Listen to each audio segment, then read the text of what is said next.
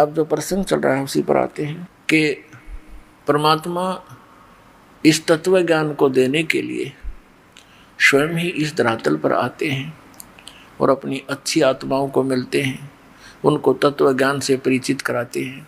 तो यहाँ अब ये कलयुग का जो समय आ गया है, ये पीक टाइम है, ये प्राइम टाइम है, या बिचली पीटी है। और परमात्मा ने कहा था, धर्मदास मेरी लाख दुहाई, ये सार शब्द की तबार ना जाई। सार शब्द एक तो मूल ज्ञान है। ये मूल ज्ञान जो दास आपको बता रहा है, ये तत्व ज्ञान है दिया हुआ कबीर भगवान का। दास तो एक है ये टेप रिकॉर्डर, और उसका भेजा हुआ दास है, उसका कुत्ता है। आप उसके बच्चे हो, आप धनी हो, आप धनियों की हानि हो रही है, चोर लगे हुए हैं, क्योंकि आप सत भक्ति ना करके नकलियां का फंसे हुए हो। इसलिए आपको भौंक भौंक कर जगा रहा है कि संभलो, जागो, तुम्हारी चोरी हो रही है, तुम्हारा अनमोल धन नष्ट हो रहा। अब जो पुण्यात्मा होते हैं वो कुत्ते की आवाज़ को सुनकर धनी होते हैं, वो अवश्य जागते हैं। निर्धन तो पड़ा रहेगा, उसने सोचा 2 थाली पड़ी है, ठा ले जाएगा, को उठाओगा तो सोवन ठाटते। और जो धनी होते हैं वो अवश्य फड़कते हैं, यानी जो पुण्यकर्मी प्राणी हैं वो कहीं भी नकलियों के फंसे हैं, वो अवश्य फड़क रहे हैं इस दास की आवाज़ को सुनकर, क्योंकि ये सत्य पर आधारित है। वो केवल निराधार कथाएं सुना रहे हैं, वो दूसरे नकली पंथ और संत। तो पुण्यात्माओं, अब वो समय आ गया है। परमात्मा ने 600 वर्ष पहले कहा था कि एक समय आएगा धर्मदास, पूरे विश्व में मेरा ही ज्ञान रहेगा और पूरे मेरे बच्चे मेरे को पहचानेंगे और मेरी शरण में आवेंगे, सतनाम का नाम लेकर के सतलोक जाएंगे। वो 2 अक्षर का मंत्र है सतनाम। इस सतनाम को देने का इस विश्व में कोई अधिकारी नहीं है पुण्यात्माओं, इस दास के अतिरिक्त। यह अभिमान ना समझना, ये तत्व ज्ञान समझना, यानी सच्चा ज्ञान समझना। तो उस परमात्मा ने दास को आकर के स्पेशल कहा कि बेटा कर दे शुरू। सन 1997 में इस दास को परमात्मा आकर मिले और कहा कि अब यह समय आ गया है, अब खोल दे इस पिटारे को, भंडारे को, और तेरे साथ रहूँगा, चिंतित मत होना। तो उसी का परिणाम है, उन्हीं का आशीर्वाद है, मेरे पूज्य गुरुदेव जी की रजा है कि ये दास उस परमात्मा के संदेश को उसके बच्चों तक पहुंचाने में सफल हुआ। कठिनाई बहुत उठाई, क्रोथा कांड इसी का परिणाम था, क्योंकि परमात्मा के बच्चे हैं सभी, जो हमारा विरोध कर रहे हैं वो भी उसी के बच्चे हैं। लेकिन वो काल का फंस गए, काल ने उनको अपना हथियार बना लिया, नकली आचार्यों को, गुरुओं को। लेकिन समर्थ के सामने इन नकलियों की पारी बसावे को नहीं, अपने कर्म बिगाड़े, कर्म खराब कर लिए उन लोगों ने, और ये पाप के भागी बन गए। जो ये ज्ञान और 2 वर्ष पहले जनता तक पहुंचना था, वो 2 वर्ष की बाधा उन्हें पैदा कर दी और इतना दूर कर दिया समाज को। मुझे इस दास के बारे में अफवाहें फैलवा कर, मीडिया का भी सहयोग ले करके, और काल का उद्देश्य यही था कि लोग इसे इतनी नफरत करें, नाम से भी नफरत हो जाए, और कोई वहाँ पहुँचे नहीं, कहीं काल की पोल ना खुल जाए अज्ञान की। लेकिन समर्थ का आदेश और समर्थ का बनाया हुआ ये विधान, इसके बीच में जो अवरोध पैदा करता है वो महामूर्ख और अंधे गधे जैसा होगा। जैसे रेल की मार्ग पर अंधा गधा खड़ा होकर के और अवरोध पैदा करने की चेष्टा करता है, तो उसकी कितनी समझदारी है, क्योंकि उसके आँख कोना और उसमें बुद्धि नहीं। जैसे ट्रेन आ रही हो, एक अंधा गधा खड़ा था रेल की पटरी पे और गाड़ी आ रही थी। उसने देखा जिस दिशा से कोई डिस्टरबेंस लगी, खड़खड़ खड़ की आवाज़ आई, उसने उसी साइड में अपने पिछले पैर कर लिए, अकाने दे मुझे कौन डिस्टर्ब करेगा। दोनों दलुत्ती पहना ली। जब वो ट्रेन निकट आई, दोनों ठोकी उसने, तो वो ठा कर भगा दिया, टुकड़े टुकड़े हो गया। तो पुण्यात्माओं, इस परमात्मा का मार्ग है ये, उस समर्थ का चला हुआ ये मार्ग है। इस मार्ग में जो अवरोध पैदा करेगा वो हिरण्यकशिपु की कैटेगरी में आएगा, वो कंस की कैटेगरी में हो। पहले तो हमने गलतियां कर ली बहुत, लेकिन अब उन पर उदाहरणों से सतर्क होना पड़ेगा और ये ज्ञान पूरे विश्व में जाएगा। एक बार पुनः अब तो आग लगी पड़ी है, कलयुग घोर दिखाई देता है। किसी मजहब धर्म के पुण्यात्मा भक्ति भी करते और मांस खाते हैं, बीड़ी पीते, शराब पीते, और किसी रिश्वत की आंट नहीं, माया दौड़न की होड़ लगी। तो ये तो घोर कलयुग की अब झलक झांकी आप देख रहे। अब एकदम पुनः शांति होगी पूरे विश्व में। इतने प्यार से रहा करेंगे, इन कोठी और बंगले बनाने की होड़ खत्म हो जाएगी, ज्ञान से हो जाएगी। जैसे एक बैंक मैनेजर था, जब दास ने ये नाम लिया था, उसने बैंक से कुछ लोन लिया और रोहतक के अंदर एक सेक्टर 1 में कोठी गाड़ी, 3.5 लाख रुपए उस समय, आज तो 40 लाख रुपए बने हुआ, बल्कि और ज़्यादा 1 करोड़ में ऐसी कोठी बनाई। उसका मुहूर्त करने के लिए संडे का समय किसी पंडित पर जो भी समय था निर्धारित करवाया। अब हम इसी मुहूर्त करा करते, पहले तो पंडित ने कर लेने दो थोड़ी बहुत जटर मटर यू, फिर बाद में घुटी घाटी दर्शन मनावांगे, ये थी मुहूर्त मारी। इतना ज्ञान रह गया था। अब उसने सब मित्र प्यारे फ्रेंड इकट्ठे कर रखे, रिश्तेदार आए हुए थे, और कुछ उस किसी आइटम की आवश्यकता पड़ गई, स्वयं स्कूटर उठा कर और वो सामान लेने के लिए जा रहा था बाजार में। मेडिकल मोड़ के ऊपर एक स्कूटर टकरा गया, 2 व्हीलर से 2 व्हीलर, और पड़ गया। पड़ते ही कनपटी लागी फुटपाथ पे, वहीं पर मृत्यु होगी। अब चाट ले उसको ठीक ने, वो दरा दरा रहेगा, जश्न मनाऊंगा। अब जौन सा काम इस मनुष्य जीवन से करना था उसने तो वो तो छोड़ दिया, इन बकवादा में दौड़ लिए। क्यों दौड़ दिए? क्योंकि हमने माहौल ऐसा बना लिया। अध्यात्म ज्ञान के आधार से हम यहाँ इस साइड में पकड़ गए, दूसरी स्पीड पकड़नी थी, भगवान की भक्ति करनी थी। एक मकान ठीक अपना बना ले, ठीक सा, गर्मी सर्दी से बचने के लिए तो इसलिए बना था कि भक्ति में बाधा करती है प्राकृतिक यहाँ की आपदाएं। कभी गर्मी घनी, कभी सर्दी, कभी वर्षा आ गई, कहीं ओले गिर गए, तो उससे बच कर भक्ति करने में डिस्टर्बेंस ना हो, इसलिए झोपड़ी झापड़ी डाल कर अपना टाइम पास करना था।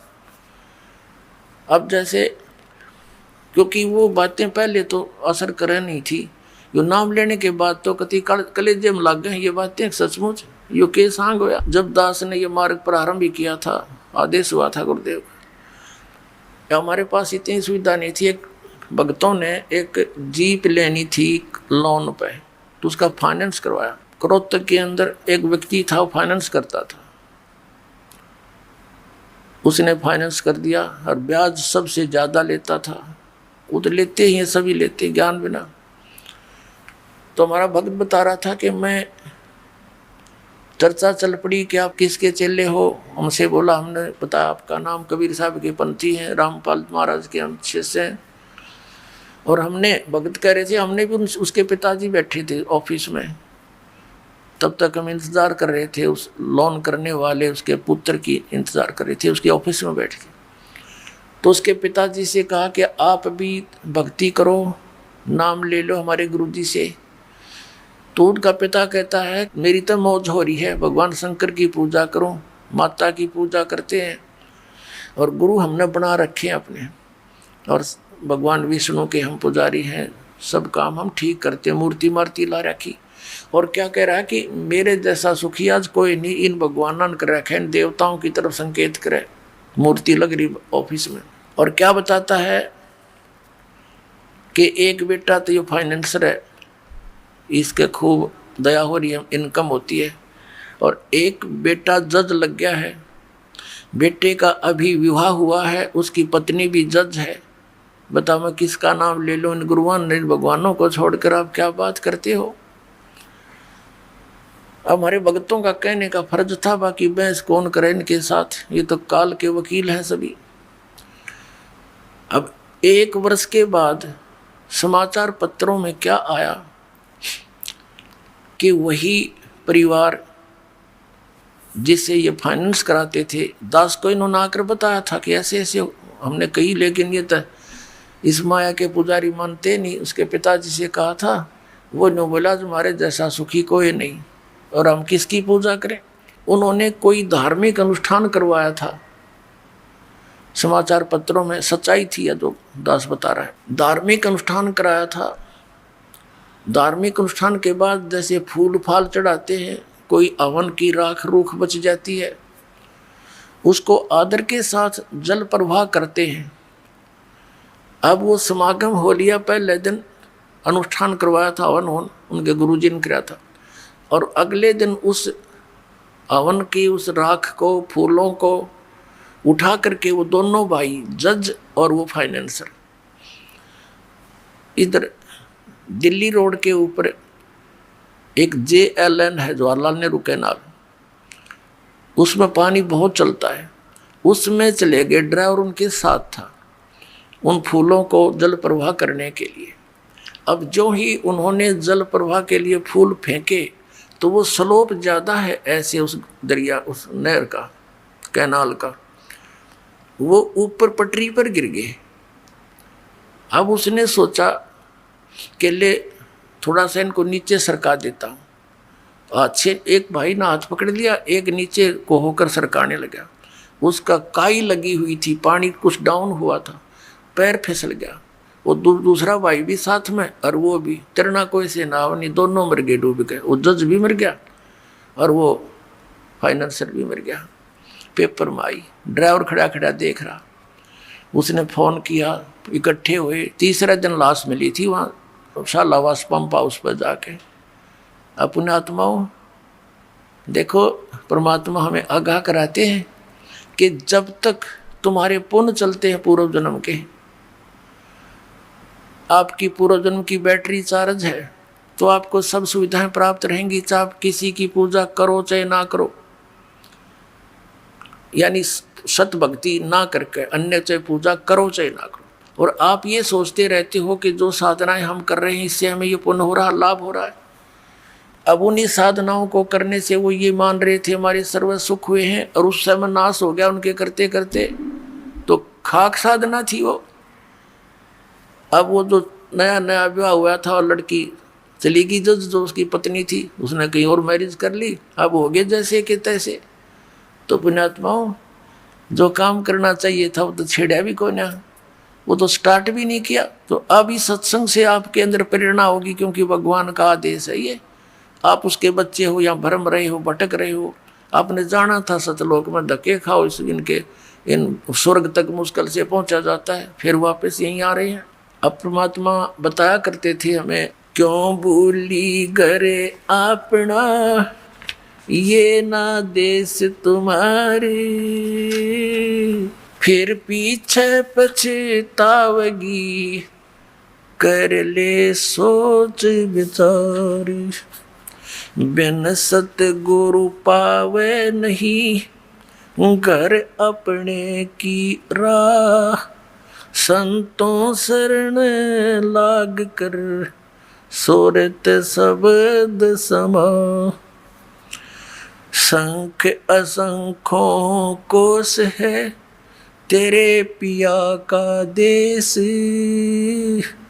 एक पलक में पाइए, ले सतगुरु उपदेश, सोन सलैली गैल है, गगन मंडल के माही, बिना प्रेम पावे नहीं, चाहे करोड़ समाधि ला, नितानंद लो लायक, चढ़ो मैल मंजार, फिर न भव जल आइए, ये स्वप्ना संसार, होले सुहागण सुरता त्यारे, मालिक घर जाना है तू तो, होले सुहागण सुरता त्यारे, मालिक घर जाना है तू तो, होले सुहागण सुरता त्यारे, मालिक घर जाना है, तेरा सोन सखर बरतारे, मालिक घर जाना है, तेरा सोन सखर बरतारे, मालिक घर जाना है तू तो, होले सुहागण सुरता त्यारे। नाले धोले ओढ़ पैर लेकर 16 श्रृंगार, नाले धोले ओढ़ पैर लेकर 16 श्रृंगार, आज नहीं तय तड़के परसों आवेंगे तेरे लड़ियार, मालिक घर जान है तू तो होले सुहागन सुरता त्यार, है तेरा सोन सखर बरतार, मालिक घर जान है। तेरे साथ की कितनी जाली तू क्यों लारी वार, तेरे साथ की कितनी जाली तू क्यों लारी वार, गुड़िया खेलत जन्म गवाया लाया है नहीं बेचारे, मालिक घर जान है तू तो होले सुहागन सुरता त्यार,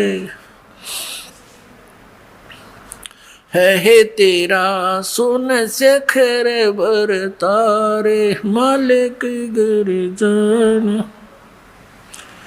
सतगुरु मारे बाणिया है करते बनज व्यवहार, सतगुरु मारे बाणिया है करते बनज व्यवहार, बिन डांडी बिन पालड़े है तोले दिया संसार, मालिक घर जाना होले होले सुहागन सुरता त्यारे, मालिक घर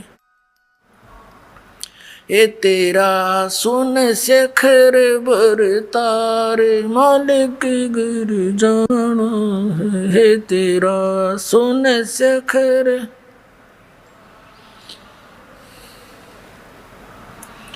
सुन शेखर में सेज पिया की हंस हंस कर ले प्यार, सोन शेखर में सेज पिया की हंस हंस कर ले प्यार, कह कबीर सुनो मेरी सजनी वहाँ लूटो है अजब बहार, मालिक घर जाना है होले होले सुहागन सुरता त्यार, मालिक घर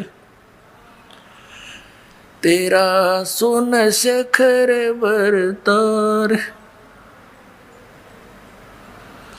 वे सोन शेखर में सेज पिया की हंस हंस कर ले प्यार, सोन शेखर में सेज पिया की हंस हंस कर ले प्यार, कह कबीर सुनो मेरी सजनी वहाँ लूटो है अजब बहार, मालिक घर जाना है होले होले सुहागन सुरता त्यारे, जाना है तेरा सोन शेखर बरतारे, मालिक घर जाना है तेरा सोन शेखर बरतारे, मालिक घर जाना है। अब परमात्मा ने क्या बताया है, इस आत्मा को ना जाने कितने प्रकार से ऐसे झंझेड़ने की चेष्टा की है, ना जाने कितने प्रकार का ज्ञान देना चाहा है। पुणात्मा जैसे कुएं में बाल्टी गिर जाती है और उसको निकालने के लिए हुक होते हैं, कांटे बोल रहे हैं उसको, हुक से बना करके ऐसे उल्टे सुलटे से और 20-25 इकट्ठे ही जुगाड़ कर दिया जाता है, उनका एक कड़े में लपेट दिए जाते हैं, रस्सा बांध कर वो कुएं से निकालने के प्रयत्न किया जाता है। बाल्टी तो वो एक हुक में उलझ सकती है, एक से एक ही पर्याप्त था, लेकिन नहीं, इसलिए उल्टे कई डालने पड़ते, ना जाने कौन से में उलझ जावा, एक तक पास से घूमता रहा है। तो परमात्मा ने हमें जगाने के लिए, तत्व ज्ञान से चिपकाने के लिए और काल के इस कुएं से निकालने के लिए, परमात्मा कबीर साहब कहते हैं इतनी बाणी बोल दी और जितना बाड़ू रेत, अरिस बोले जीव गए एक नियारी हेत, कि क्या बताते हैं, पर भी लेन जात है दुनिया हमारा ज्ञान किने नहीं सुनिया।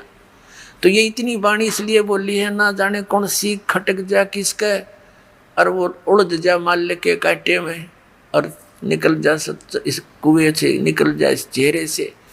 तो इस प्रकार परमात्मा बताना चाह रहे हैं, ये एक आत्मा सुरता को या आत्मा कहा है और इसको समझाने की चेष्टा की है कि होले सुहागण सुरता त्यार तन मालिक घर जाना है। हम सबका स्वामी, हम सबका धनी, हम सबका खसम, यानी एक ही है। मालिक कहो, पति कहो, स्वामी कहो या भगवान कहो, तो वो एक ही है। अब इस आत्मा को ये कह रहे हैं परमात्मा अपनी ही महिमा एक डबल रोल करके हम तक बता रहे।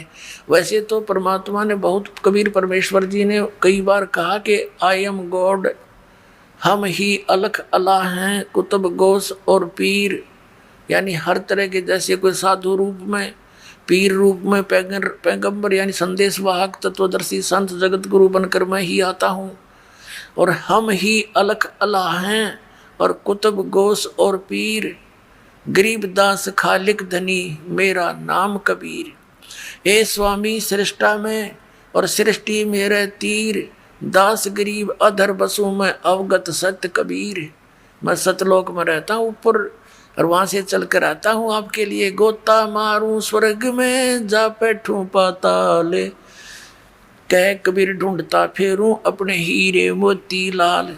तो अगर यदि भगवान बार बार कहते मैं भगवान हूँ तो कोई नहीं सुनता उनकी बात ने, इसलिए उन्होंने अपने आप को एक दास बताया और हमारे लिए उदाहरण दिया कि यहाँ यदि किसी ने अभिमान किया वो भगवान प्राप्ति नहीं कर सका, ना कर सकेगा, इसलिए अपने आप को दास बोला और हमारे लिए उदाहरण दिया कि तुम भी बच्चों ऐसे ही रहना, यहाँ जीव का कोई अस्तित्व नहीं है। कहते मर्द गर्द में मिल गए वो रावण से रणधीरे, कंस के सी चाणूर से वो हिरणा कुश बलवीर, तेरी क्या बुनियाद है तू जीव जन्म दर लेत, गरीबदास एक नाम बिना तेरा खाली रह जा खेत। तो कहते मर्द गर्द में मिल गए वो धरती तोले थे, बिरन मट्टी को प्राप्त हुए गधे की योनि भोग रहे हैं। तो यहाँ तो दास बनकर है, सबसे किसी को दुखी नहीं करे, मन कर्म वचन से भी किसी को पीड़ा देने की चेष्टा भूल कर नहीं करना। आपकी भक्तिहीनता हो जाएगी, भगवान आपसे नाराज हो जाएगा। तो धीरे धीरे हमने उतना शिष्ट बनना है जितना भगवान को हम पसंद हों। तो उसी के लिए यहाँ क्या बताया है, अब क्या बताते हैं परमात्मा, तेरा सुन शिखर में, सुन शिखर में, सुन माने सबसे वोकम प्लेस जहाँ और अन्य वस्तु ना हो, उस सुन के पार करके उसकी शिखर में, उसकी टॉप में, वहाँ तेरा पति रहता है, यानी तेरा मालिक है, वो सतपुरुष है। और वो परमात्मा स्वयं कहते हैं, ए स्वामी सृष्टा में सृष्टि मेरे तीर, दास गरीब अधर ऊपर अधर बसूं, ऊपर रहता हूँ सबसे टॉप मोस्ट प्लेस पे, और हम अवगत सत कबीर। तो यहाँ परमात्मा उसी तरह संकेत कर रहे हैं कि नाले धोले ओढ़ पैर ले। अपना आत्मा सुहागण कौन होती है? जिस लड़की का विवाह हो गया, जिस लड़की का विवाह हो गया तो वह सुहागण हुई, और जिसका विवाह नहीं हुआ वो कंवारी है। कंवारी है तो अपने पति के घर वो जाएगी कैसे? वो तो कंवारी है, अभी अपने पिता के घर पे ही है। तो हम जिन्होंने उपदेश प्राप्त हो गया, आप सब आत्माओं को जिनको दीक्षा मिल गई, तो आप सुहागण हो गए। अब जब लड़की का विवाह हो जाता है, विवाहित हो जाती है, तो पहले एक विशेष वो होता था, जैसे बच्चे को भेजने के लिए बहुत से आइटम तैयार करने पड़ते थे, और लड़की को भी चिंता हो जाती थी, अपने कपड़ों की कढ़ाई कुढ़ाई का वाला गिरा करती। तो क्या बताते हैं कि इस राम नाम के धन रूपी इस दहेज ने इकट्ठा कर ले, यो दहेज तू लेकर जागी, और ये सब तेरे अंदर जैसे 16 श्रृंगार कर ले। कौन से 16 श्रृंगार? शील, संतोष, विवेक, अक्षमा, भाव, भक्ति, दान का भाव बनना, इस तरह 16 प्रकार के एक साधक के। वैसे तो लड़कियों को 16 श्रृंगार कहे गए हैं, लेकिन भगत के जो श्रृंगार हैं वो कर ले, जिससे तू अपने पति को प्यारी लगे। यानी मांस, शराब, तम्बाकू ना खाना, आन उपासना नहीं करनी, और ये शील, संतोष, विवेक, दया भाव, नम्रता, एक बहुत अच्छा मृदु भाषा, इस तरह के जो आपके श्रृंगार हैं भक्त के, यदि आप इन श्रृंगारों से युक्त हैं तो भगवान को अच्छी लगोगे। ये उदाहरण दे रहे। नहाले धोले ओढ़ पैर ले। नहाना धोना क्या है? सत्संग रूपी इस अमृत सरोवर में आत्मा के मैल तार ले।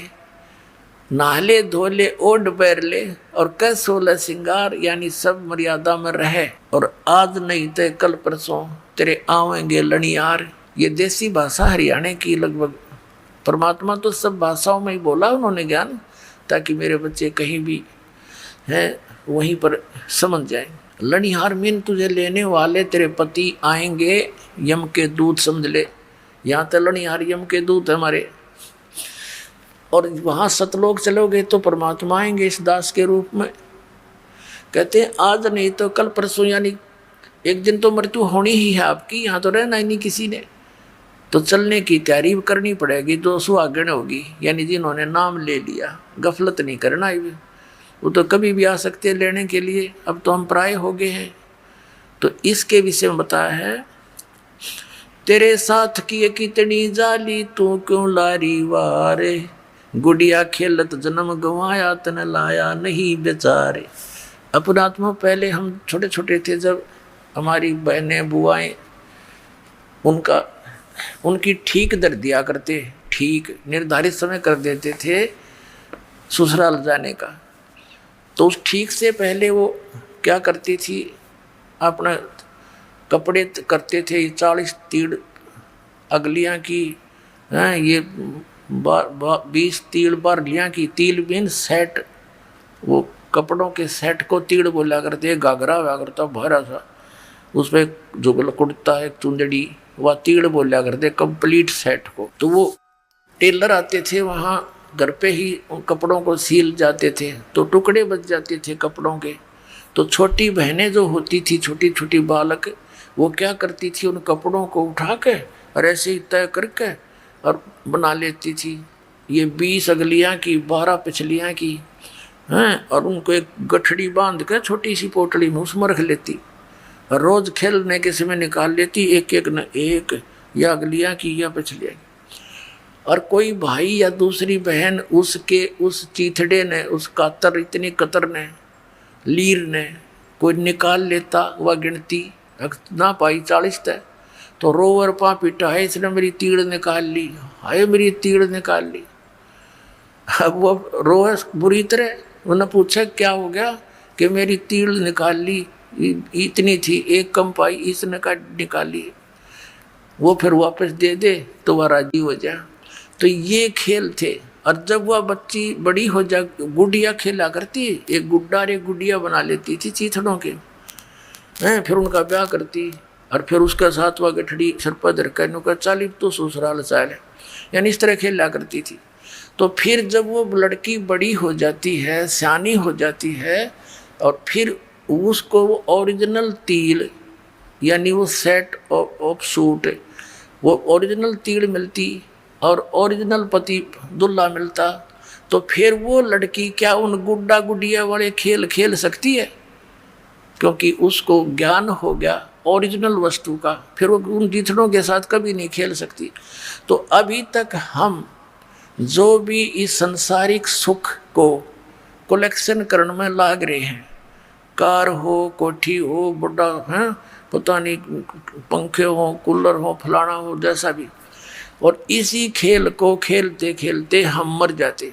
और जब हम इस तत्व ज्ञान से परिचित होकर सियाणे हो जाएंगे, फिर हमने उस गुड़िया वाला खेल दिखाई देगा। जब वो लड़की बड़ी होती है, फिर अन्य बच्चे जब खेलते हैं उनको बालक दिखाई देते हैं।